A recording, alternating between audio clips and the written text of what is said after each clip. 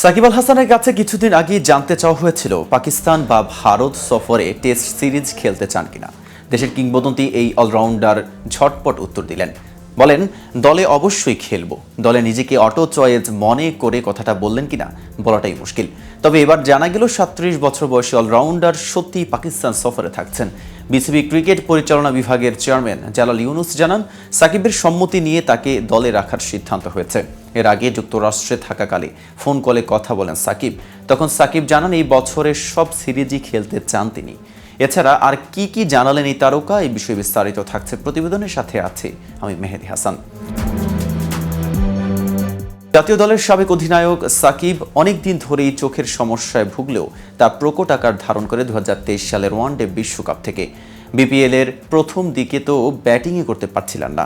চোটের পাশাপাশি চোখের সমস্যা থাকায় নিউজিল্যান্ডের বিপক্ষে হোম ও অ্যাওয়ে সিরিজ খেলা হয়নি তার। শ্রীলঙ্কার বিপক্ষে অনুষ্ঠিত চট্টগ্রাম টেস্ট দিয়ে আন্তর্জাতিক ক্রিকেটে ফেরেন তিনি। টি-20 বিশ্বকাপ শেষ করে খেলেছেন ফ্রাঞ্চাইজি টি-20 লিগে। যুক্তরাষ্ট্রের মেজর ক্রিকেট লিগ শেষ করে কানাডার গ্লোবাল টি-20 লিগে যোগ দিয়েছেন তিনি। গ্লোবাল লিগে খেলার জন্য ১২ই আগস্ট পর্যন্ত বিসিবির ছাড়পত্র পেয়েছেন। আগের পরিকল্পনা ঠিক থাকলে ১৩ আগস্ট ঢাকায় থাকার কথা তার। এ ব্যাপারে জালাল ইউনুস বলেন, সাকিব টেস্ট খেলবে, বোর্ডের সঙ্গে কথা হয়েছে, নির্বাচকদের সঙ্গে কথাও হয়েছে, আমার সঙ্গেও কথা হয়েছে তার। সময় না থাকলে দুবাই থেকে সে সরাসরি পাকিস্তান চলে যেতে পারে। তবে তাকে বলা হয়েছে ঢাকায় এসে ২-১ দিন অনুশীলন করে দলের সঙ্গে যেতে। উল্লেখ্য, সাকিবের কেরিয়ার এখন আর ক্রিকেটীয় কার্যক্রমে সীমাবদ্ধ নেই। মাগুরা সদর থেকে আওয়ামী লীগের নির্বাচিত সংসদ সদস্য তিনি। টানা খেলা থাকায় নির্বাচনী এলাকায় সময় দিতে পারেননি। এলাকার নেতাকর্মীকে সমন্বয়ের কাজটি তিনি বাবাকে দিয়েই করাচ্ছেন।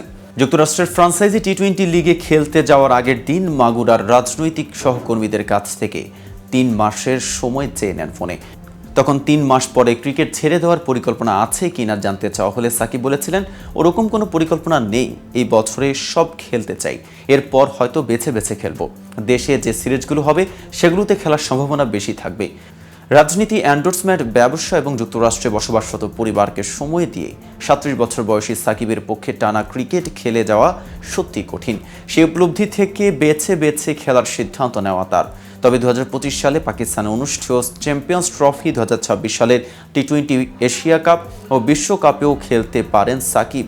কারণ তিনি বলেছেন, যতদিন ভালো লাগবে ততদিন খেলা চালিয়ে যাবেন। বাঁহাতি এই অলরাউন্ডার চাইলে বিসিবিও খেলার সুযোগ করে দেবে।